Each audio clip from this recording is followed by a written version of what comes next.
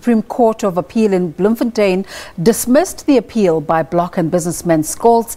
The two were challenging their 15-year sentence imposed on them by the Kimberley High Court. SABC News reporter Reginald Witbooi has more. In 2016, the former ANC Northern Cape Chairperson John Block and Trifecta Director Christo Scholtz, they were convicted on charges of fraud and corruption. Now, ultimately, they made an appeal at the Supreme Court of Appeal. Now, last week, a judgment was made and they lost that bid.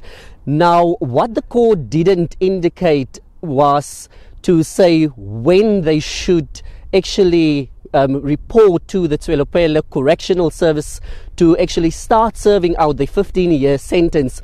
And they took advantage of that. Now, what they actually want to do is for their bail to be extended, for them to head to the Constitutional Court, which we all know that it's the highest court in the country. So they want to use their last opportunity to see whether that court will come to a different conclusion.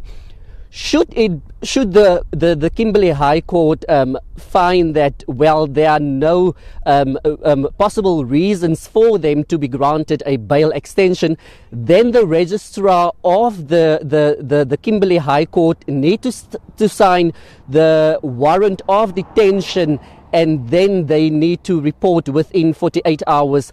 Now, I spoke to the National Prosecuting Authority's Paladi Shuping yesterday, and he said that it's the first time that they come across something like this. And we know that should they succeed in their bail application and they head to the Constitutional Court, that it might also take quite some time, because we will remember that they were convicted in 2016, and only last week the Supreme Court of Appeal made a judgment.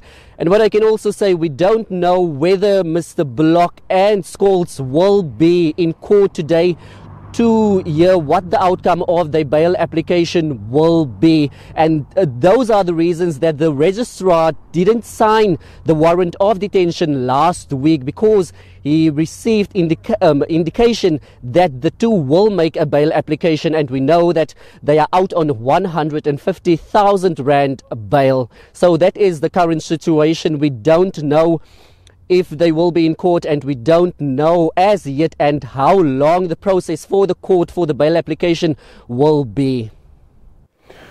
Reginald Witbooi reporting. Well, police